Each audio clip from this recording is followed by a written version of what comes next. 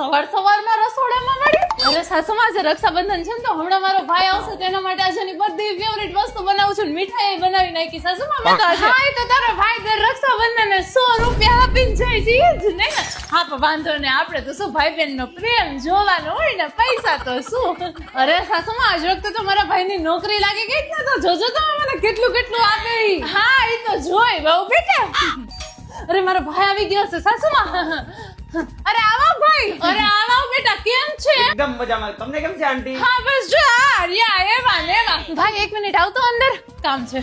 હાલે ભાઈ 10,000 રૂપિયા. કેમ? અરે હું રાખડી બાંધું ને ત્યારે તો મને આ 10,000 રૂપિયા આપજે. મારા સાસુ છે ને બહુ મને ત્રોણા મારતા કે તારો ભાઈ તો દર વખતે 100 રૂપિયા જ આપે છે, આજ વખતે તો 10,000 આપીશ ને એટલે બોલતી બંધ થઈ જશે. હાલે ભાઈ, ભગવાન તારી બધી મનોકામના પૂરી કરે ને તને સુખી રાખે.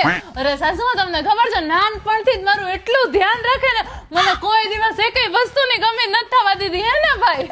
હા એ તો ભાઈ બહેન નો પ્રેમ તો એવો જ હોય ને. હા હો સાસુમાં.